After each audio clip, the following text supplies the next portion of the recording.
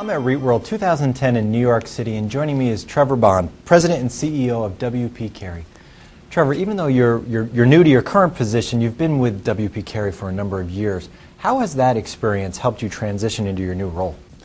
Well, it's been a big help, actually, because as a board member, I also sat on the investment committee for the firm.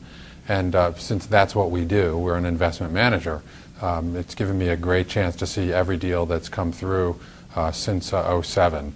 And so it's been a great experience. You took over as President and CEO in September. And what do you see as your biggest challenge and the biggest opportunity for the company as you look ahead? Well, I think that our challenges and opportunities are similar to that we're seeing industry-wide. We have a lot of liquidity coming into certain sectors, and that I think can be a challenge. It can be a heady feeling while it's happening, but it also poses some risks.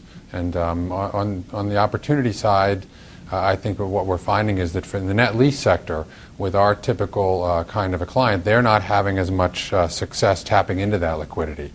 So that the debt markets for certain small and medium-sized companies hasn't been as abundant, and that therefore they see our sale-leaseback transaction as an attractive form of financing. And how are fundamentals in your area? Pretty good. I think that there's a good equilibrium between the amounts, the funds that are being raised and the opportunities that we're seeing.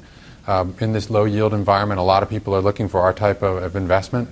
And so that's boosting the fundraising. And so the challenge is to make sure that the supply of opportunities that's available matches that fundraising. And so far, we're finding that to be the case.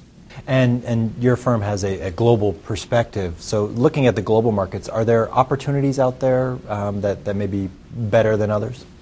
Well, actually, we do. We're in 16 different countries, but what we don't have a geographic strategy per se. Of those 16, obviously, most are in a large part in the U.S., a large part in Europe. We've gone as far afield as Malaysia and Thailand. Our focus is more on the credit and the tenant, and so we'll follow a good credit anywhere.